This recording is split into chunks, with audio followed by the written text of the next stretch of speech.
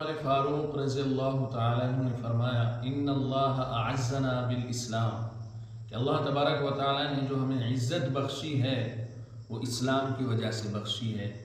ہم دنیا میں عزت دار ہیں، ہمارا وقار ہے، ہماری عزت ہے تو اسلام کی وجہ سے۔ اسی جملے کے تحت حضرت مفتی تقی عثمانی صاحب لکھتے ہیں کہ ایک آدمی ایک آفس کے اندر گئے انٹرویو دینے کے لیے، نوکری کے لیے، تو ان کے چہرے پر داڑھی تھی۔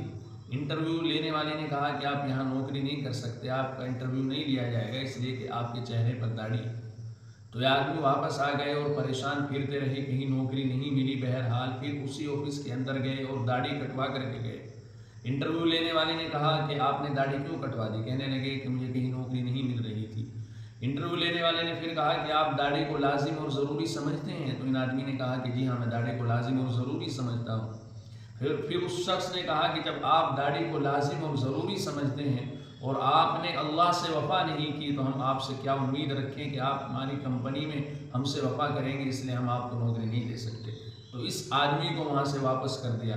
اسی کو کہا جاتا ہے کہ نہ خدا ہی ملا نہ مثال صنم۔ تو میرے بھائیوں، جہاں بھی رہیں، کسی حال میں بھی رہیں، مشقت اٹھائیں، مصیبت بھریں، لیکن اپنے اسلام کو کبھی نہ چھوڑیں، اس لیے کہ ہمیں عزت جو ملی ہے اسلام کی وجہ سے ملی ہے۔ اللہ ہم سب کو عمل کی توفیق عطا فرمائے۔